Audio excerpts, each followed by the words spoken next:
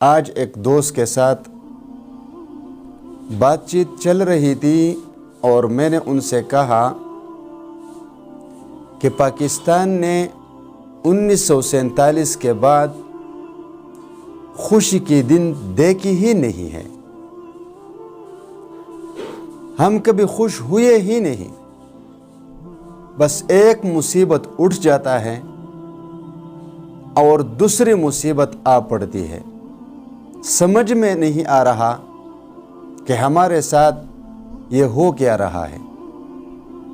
لیکن جس کے سامنے بھی کچھ بولو، جس سے کچھ کہو، ایک ہی بات کر رہے ہیں. فلاں سیاستدان کرپٹ ہے، فلاں ایماندار ہے، فلاں نے یہ کیا، فلاں نے یہ کیا. یہ سب کے سب فضول قسم کی باتیں ہیں.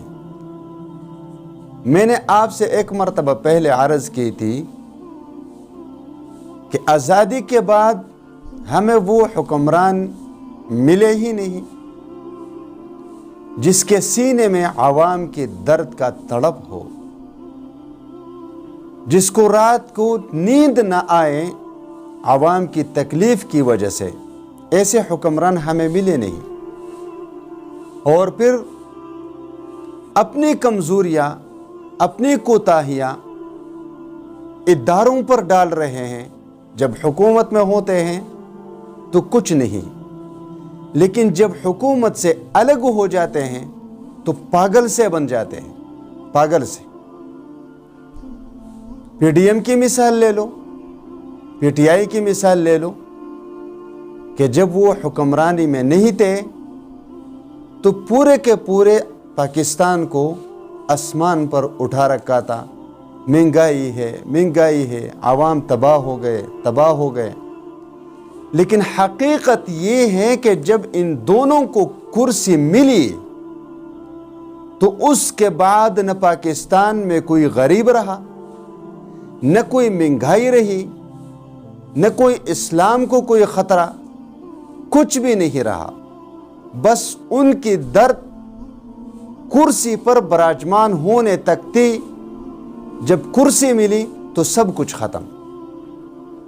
میں ایک مرتبہ پھر دوہرا رہا ہوں کہ اجتماعی طور پر اللہ کے حضور گڑ گڑا کر توبہ اور استغفار کرنے کی ضرورت ہے، ورنہ ٹھیک ہمارے ساتھ وہ ہونے جا رہا ہے جو سلطنت عثمانیہ کے ساتھ ہوا تھا. ان کو بھی اسی طرح معاشی طور پر کمزور کر دیا گئے.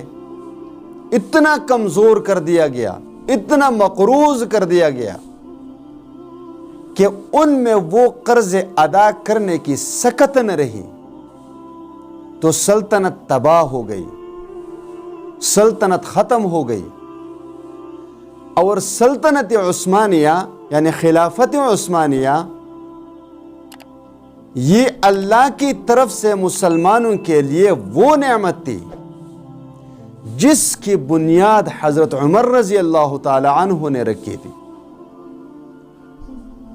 عمر رضی اللہ تعالی عنہ کے زمانے کے بعد خلافت عثمانیہ کے خاتمے تک کسی مسلمان ملک پر نہ کوئی ظلم کر سکتے تھے، نہ آنکھ اٹھا کر دیکھنے کی جرأت کوئی کر سکتا تھا، نہ فلسطین میں ظلم و ستم کیا جا سکتا تھا، نہ بوسنے میں کیا جا سکتا تھا، کیونکہ ترک کی خلافت عثمانیہ تھی. جیسے ہی وہ ختم ہو گئی تو بوسنیا میں، فلسطین میں، عراق میں، شام میں اب سب دیکھ رہے ہیں کہ مسلمانوں پر ظلم کے پہاڑ ڈائے گئے. لیکن کمال ہے کہ کوئی کچھ بول سکے، کوئی کچھ کہہ سکے. میرے کہنے کا مطلب یہ ہے کہ اگر آپ کو پاکستان کی سالمیت چاہیے، پاکستان کی کامیابی چاہیے، پاکستان کو مستحکم کرنا چاہتے ہیں تو ان پرانے سیاستدانوں سے آپ کو الگ ہونا پڑے گا۔ آپ کے مدارس میں، آپ کے زراعت میں، آپ کے تجارت میں، آپ کے معاشیات میں، آپ کے کالجز میں، آپ کے یونیورسٹیز میں مرد و خواتین کثرت سے پائے جاتے ہیں کہ وہ اپنے قوم کی آواز بن سکتے ہیں، وہ اپنے قوم کے درد کا احساس رکھ لیتے ہیں، ان میں یہ قابلیت موجود ہے کہ وہ پاکستان کو آگے لے جا سکیں، تو آپ کو وہ نئے چہرے اٹھا کر سامنے لانے ہوں گے اور ان کو آپ نے آگے کرنے ہوں گے، تب جا کر پاکستان ٹھیک ہوگا۔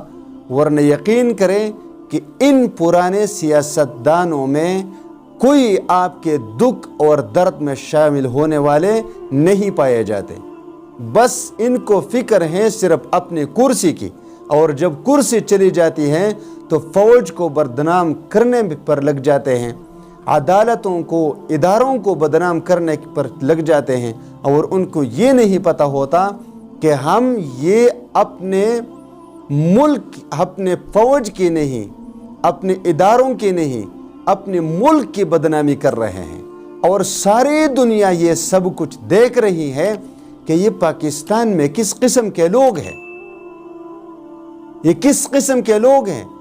تو پھر دنیا کے کسی بھی خطے میں نہ کسی پاکستانی کی کوئی حیثیت اور عزت رہتی ہے، نہ اس ملک کی کوئی عزت رہتی ہے۔